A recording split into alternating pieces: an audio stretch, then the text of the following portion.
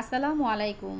আশা করি আপনারা সকলেই ভালো আছেন। এই রমজানে আপনাদের কলিজা ঠান্ডা করা একটি রেসিপি নিয়ে হাজির হয়েছি। আজ আমি তৈরি করে দেখাবো মিল্কশেক। আপনারা খুব সহজেই কীভাবে মিল্কশেক তৈরি করে নেবেন সেই রেসিপিটি আপনাদের সাথে শেয়ার করছি। মাত্র 2 মিনিটেই আপনারা তৈরি করতে পারবেন মজাদার এই মিল্কশেক। তো মিল্কশেক তৈরি করার জন্য প্রথমে আমি একটি ব্লেন্ডার জারে হাফ কেজি দুধ নিয়ে নিচ্ছি। এখানে কাঁচা দুধটা আমি নিয়েছি। মিল্কভিটা অথবা আড়ং যে কোনো একটা দুধ নিলেই হবে। হাফ কেজি দুধ নিয়েছি। এখন এর মধ্যে আমি দিয়ে দিব চিনি। এখানে বড় চামচের আমি হাফ চা চামচ চিনি দিয়েছি বা 1/3 কাপ চিনি নিয়েছি। এখন এর মধ্যে দিয়ে দিব আমি ভ্যানিলা আইসক্রিম।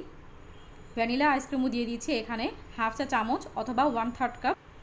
এখন দিয়ে দিব রুয়াবজা। এখানে আমি 5 চা চামচের মতো হবে রুয়াবজা দিয়ে দিয়েছি। এবার এই সমস্ত উপকরণগুলো একসাথে খুব ভালো করে ব্লেন্ড করে নিলেই কিন্তু হয়ে যাবে মজাদার মিল্কশেক। তো আমি খুব ভালো করে ব্লেন্ড করে নিচ্ছি।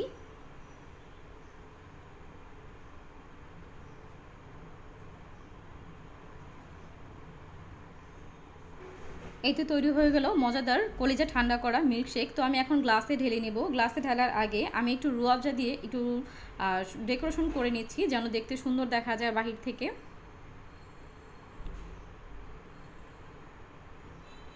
তো আমি 2টা গ্লাসই রুয়াবজা দিয়ে নিচ্ছি।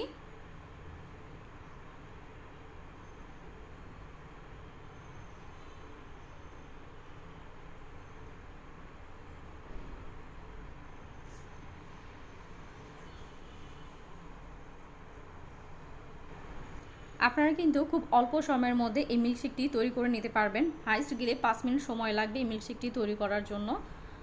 সারাদিন রোজা রাখার পর যখন এরকম একটি মিল্কশেক খাবেন ঠান্ডা ঠান্ডা, তখন কিন্তু কলিজাটা এমনিই ঠান্ডা হয়ে যাবে। তো আমি গ্লাসে ঢেলে নিচ্ছি মিল্কশেক।